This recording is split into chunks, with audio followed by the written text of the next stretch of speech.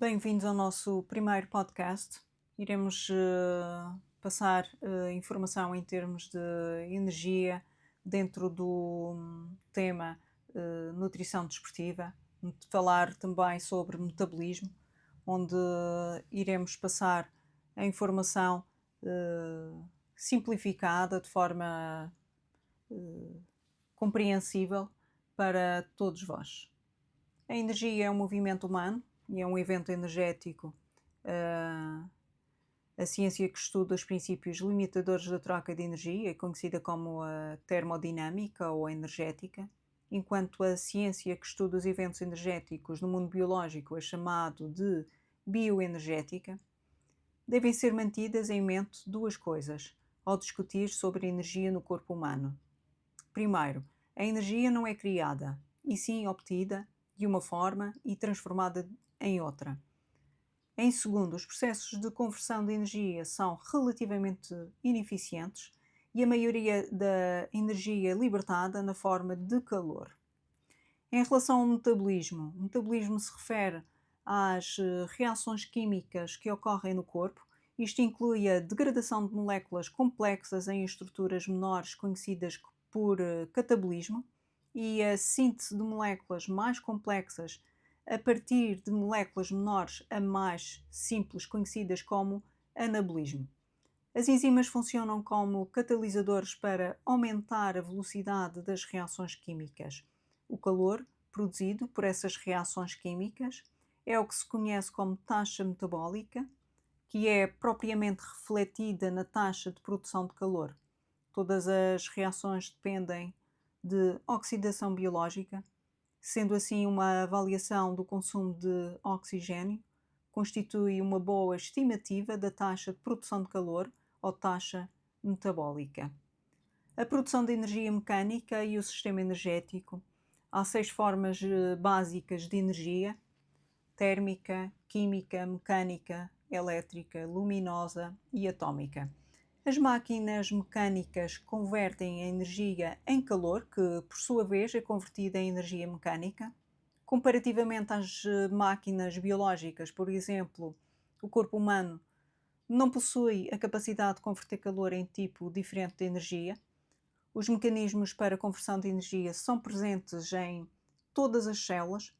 Elas requerem uma substância capaz de tanto receber energia libertada de inúmeras reações, quanto de fornecer energia nas reações que partem deles simultaneamente. Essa substância é quase sempre o ATP. Assim, o ATP pode ser considerado um intermediário químico comum utilizado para fornecer energia para a atividade celular, enquanto a concentração de ATP nas células musculares é baixa. Ainda assim, as células são preparadas para manter concentrações celulares de ATP relativamente constantes. Isto é o que se conhece por homeostase de ATP.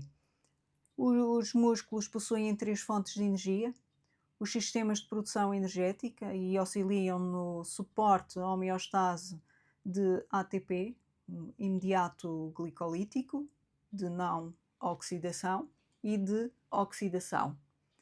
A quantidade de energia em atividade física, neste caso, a quantificação do gasto de energia em atividade física. O termo atividade física não é um sinónimo de gasto energético.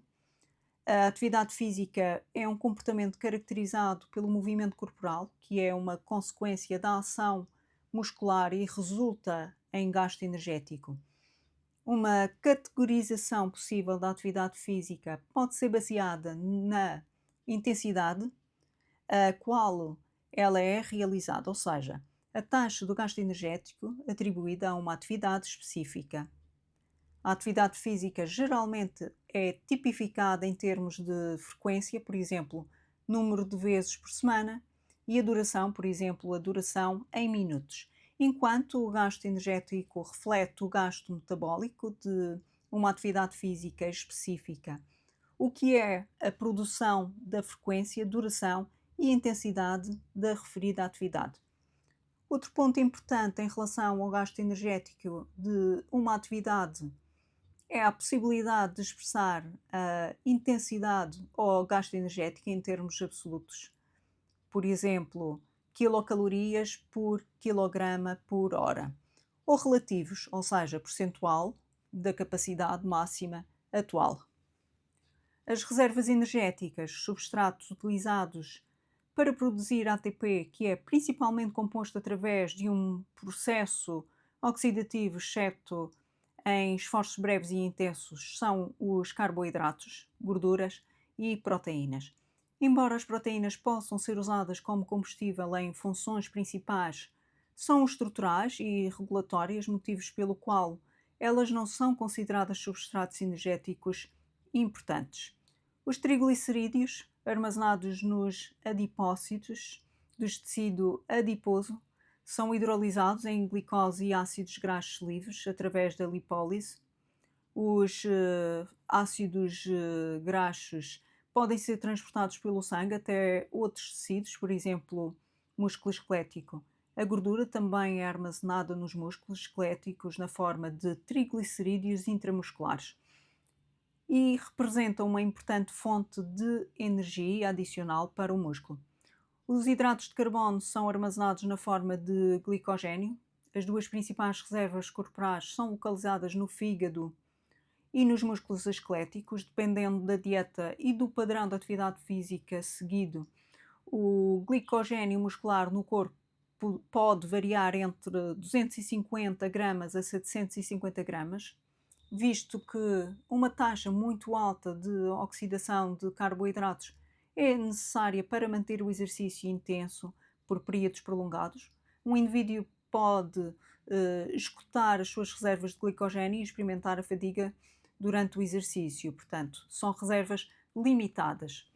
As necessidades energéticas dos atletas e o equilíbrio energético ou a relação entre a energia consumida em alimentos e aquela despendida durante o dia é estudada pela chamada equação estática de Rossville e Swinburne, 1993. O equilíbrio energético é igual à ingestão energética, é igual ao gasto energético, em reservas energéticas. Enquanto a ingestão energética é maior do que o gasto produzido, um equilíbrio positivo, que se apresenta como um ganho de peso, principalmente devido a um aumento do tecido adiposo. Por outro lado, quando o gasto energético excede a ingestão energética, é produzida um balanço energético negativo, juntamente com uma redução do peso corporal.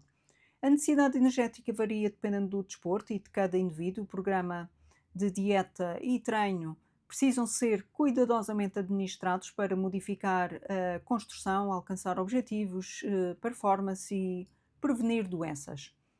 Os componentes do gasto energético, os principais componentes do gasto energético diário total são dispêndio de energia em repouso, termogénese induzida pela dieta e dispêndio da energia em atividade física.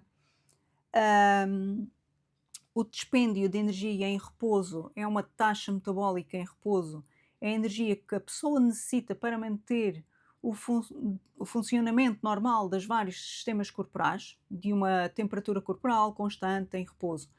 Em adultos sedentários, isto normalmente representa 60 a 75% do gasto energético diário. Pode variar significativamente entre indivíduos diferentes, dependendo do tamanho e da composição corporal.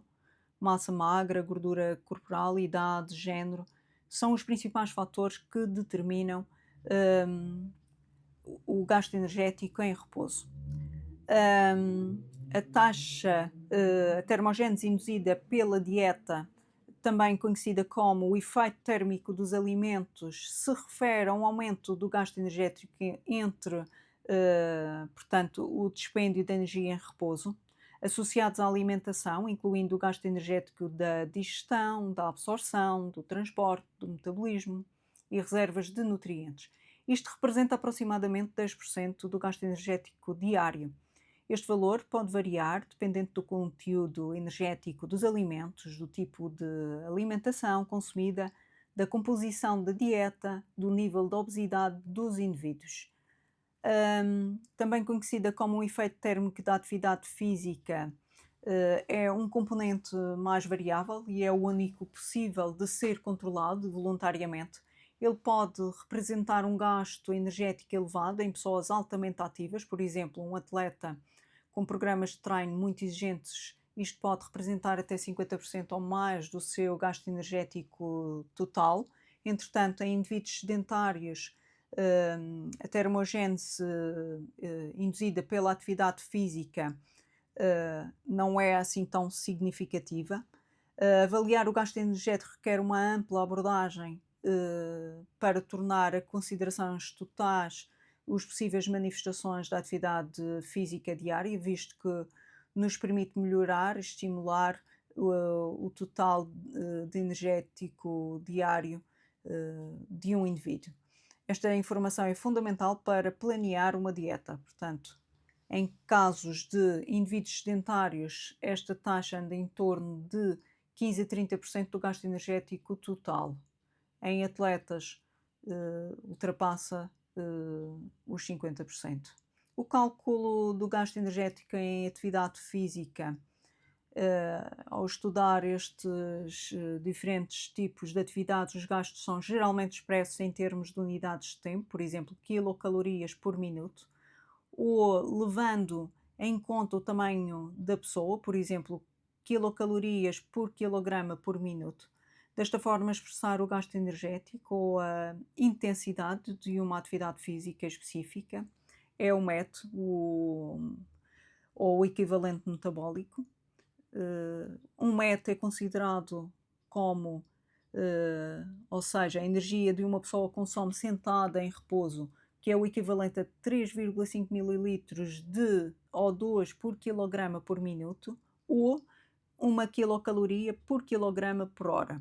Sendo assim, o gasto energético ou a intensidade da atividade é expressa como um múltiplo de 1 MET. Portanto, a estimativa de energia necessária e a disponibilidade energética, a necessidade de energia pode ser definida como a quantidade de energia que deve ser consumida por um indivíduo a cada dia para atingir o seu gasto energético, assim como para manter a sua composição corporal e tamanho. E um indivíduo, a atividade física seja comparável com uma boa saúde. Uma outra definição considera a necessidade de energia estimada como a média da ingestão energética que permitiria o adulto saudável com género, idade, peso, tamanho e nível de atividade física consistentes manter-se em boas condições de saúde. Em adultos saudáveis, isto equivale a um total de energia, já que o objetivo é alcançar o balanço energético e, por outras palavras, o equilíbrio energético. Com tudo isto, se aplica necessariamente a outras situações, por exemplo, uma pessoa que deseja perder peso, o equilíbrio energético diário deve ser muito menor do que a ingestão diária total. Portanto, para que seja alcançado um equilíbrio negativo, a ingestão tem que ser inferior ao gasto energético total. Esta situação é inversa para indivíduos que desejam ganhar peso. Neste caso, a ingestão deve ser maior do que o gasto energético total, para que seja alcançada um balanço energético positivo.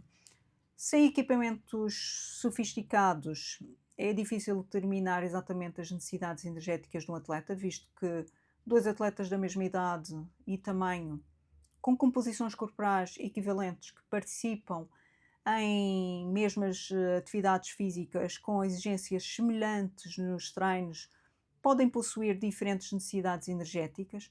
O modo mais prático de estabelecer se as necessidades energéticas estão sendo atendidas é através do monitoramento da ingestão energética e do peso corporal simultaneamente.